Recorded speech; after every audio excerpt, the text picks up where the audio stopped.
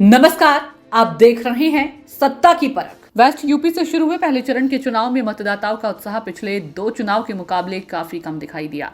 West UP में पहले चरण में जिन 8 सीटों पर चुनाव हुआ है, उसमें सहारनपुर, कैराना, मुजफ्फरनगर, बिजनौर, मुरादाबाद, रामपुर और पीलीभीत की सीट शामिल रही।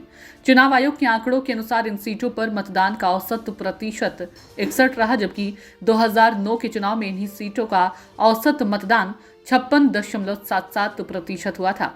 मेरठ चुनावी सभा को संबोधित करते हुए अखिलेश यादव ने कहा कि पहले चरण से जो माहौल बन गया है, भाजपा का सफाया होगा। भाजपा वाले अब गारंटी लेकर आए हैं। ये गारंटी नहीं, घंटी है। हमारे पास बाबा भीमराव अम्बेडकर के संविधान की गारंटी है, हमें उसे अपनाना है। भाजपा सरकार की गारंटी तो घंटी है। हमारी इंडिया गठबंधन की सरकार आई तो अग्निवीर योजना खत्म कर देंगे, हम पूरी नौकरी देंगे। अखिलेश यादव ने कहा कि मेरठ क्रांति की धरा है, भाजपा से भी आजादी चाहती है, ये धरती भाजपा से भी आजादी दिलाएगी। मुख्यमंत्री इतने घबराए हुए हैं कि मेरठ छोड़ने का नाम ही नहीं ले रहे। पता चला है कि कई बार आ चुके हैं, अभी भी मेरठ नहीं छोड़ रहे। सपा प्रमुख ने कहा कि सीएम को हिसाब मांग लिया तो यूपी छोड़ना पड़ेगा। अखिलेश यादव ने कहा कि पश्चिम की हवा ने सब पलट दिया है। पहले ही चरण में हवा ने सब पलट दिया है। भाजपा की फिल्म पहले ही शो में फ्लॉप हो गई है। अब कोई इनकी घिसी पिटी कहानी नहीं सुनना चाहता, कोई इनके डायलॉग नहीं सुनना चाहता, ना कोई इन्हें वोट देना चाहता है। ये पलटने वाली हवा थी कि नहीं थी पहले चरण की, और जो लोग दूसरी दल की फिल्म को, उनकी फिल्म के शो को फ्लॉप शो बोल रहे थे, बताओ पहली दिन ही पहले शो में भारतीय जनता पार्टी की फिल्म फ्लॉप हो गई कि नहीं हो गई फ्लॉप। न केवल उनकी फिल्म फ्लॉप हुई है, अब उनकी कोई घिसी पिटी कहानी सुनना नहीं चाहता है, तो भैया क्या है, डायलॉग सुनना चाहता है, न उन्हें कोई वोट देना चाहता है। पता कौन है वो? ये माहौल बन गया कि नहीं बना है? और मेरठ की धरती तो क्रांतिकारियों की धरती रही है। अरे खड़ा रहे चुपचाप। यहाँ के लोगों ने आजादी दिलाने का काम किया है। आजादी का आंदोलन जब जब चला, यहाँ के लोगों ने अपनी भूमिका निभाई और भागीदारी दे करके हमारे देश को आजादी दिलाने में यहाँ के लोगों की महत्वपूर्ण भूमिका रही है।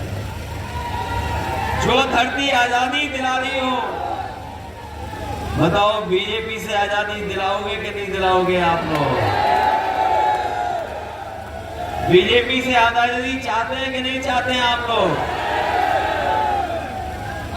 और बीजेपी के लोग 10 साल बाद आए हैं, इनके 10 साल का हिसाब किताब अगर हम पूरे 10 साल के कार्यकाल का हिसाब किताब लगाएं तो हमारे किसान भाई जानते होंगे सबसे ज्यादा दुखी और तकलीफ में वही लोग हैं। उनको सबसे ज्यादा संकट में डालने का काम किया इन्होंने। यहाँ के लोग बड़े पैमाने पर किसान आंदोलन को मजबूत बनाने के लिए दिल्ली जाकर के आंदोलन को मजबूत बनाए। अगर उन्हें संघर्ष करना पड़ा होगा, संघर्ष किया। और जिस समय बीजेपी के लोगों ने 3 काले कानून लागू किए थे, उस समय यहाँ के और खासकर पश्चिम के किसानों ने जाकर के धरना दिया था दिल्ली में। यहाँ के किसान, यहाँ का नौजवान अगर निकलना चाहता था धरने के लिए तो उनके ट्रैक्टरों को पकड़ लेती थी पुलिस, ट्रैक्टर में डीजल नहीं भरने देती थी।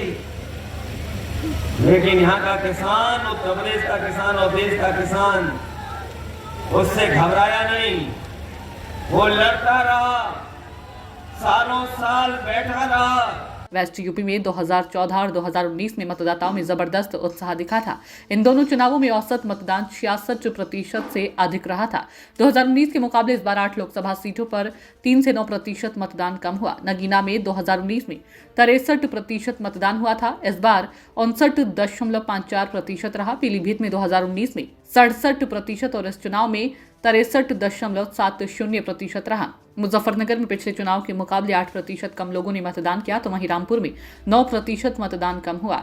मुरादाबाद में अंतर 5%, सहारनपुर में 2% देखने को मिला। बिजनौर में इस बार 58.21% मतदान हुआ, जबकि 2019 में 66.22 रहा था। मुजफ्फरनगर और कैराना, जिसे 2014 में ध्रुवीकरण का केंद्र माना गया था, वहां मतदाता जातियों में बंटे नजर आए। सहारनपुर की सीट छोड़ने तो किसी भी सीट पर ध्रुवीकरण नजर नहीं आया। इसके पीछे एक बड़ा कारण भाजपा में हुए टिकट वितरण को माना जा रहा है, जिसका असर यह हुआ कि भाजपा के जो मतदाता थे वह या तो बिखरे नजर आए या फिर मतदान के प्रति उदासीन दिखे। इसके उलट मुस्लिम बाहुल्य क्षेत्रों में लंबी लंबी कतारों में मतदाता नजर आ रहे थे। कई क्षेत्रों में बहुजन समाज पार्टी भी अच्छी लड़ाई में नजर आ रही थी। भाजपा जहां 400 पार के नारे के साथ मैदान में है और यूपी की सभी 80 सीटों को जीतने का दावा कर रही है, वहीं बसपा और सपा के बीच एक दूसरे से अधिक सीट लाने की होड़ है। वहीं 2014 में इन सभी सीटों पर भाजपा ने जीत का परचम लहराया था। 2019 के चुनाव में समाजवादी पार्टी और बहुजन समाज पार्टी गठबंधन के साथ चुनाव लड़ रही थी। रालोद भी उनके साथ थी। नतीजा आया तो सपा को 5 और बसपा को 10 सीटें मिली। देखना दिलचस्प होगा कि 2024 के चुनाव में कौन सी पार्टी अपनी सीट बचा पाती है और कौन सी पार्टी अपनी सीट गंवाती है। सियासी जानकारों का कहना है कि नेताओं की तमाम कोशिशों के बाद भी वोटों का ध्रुवीकरण नहीं हो पाया। मतदान के प्रति लोगों का रुझान कम होने के चलते भी भाजपा के लिए हालात ठीक नहीं माने जा सकते। सत्ता की परख के लिए अवधेश कुमार सिंह की रिपोर्ट।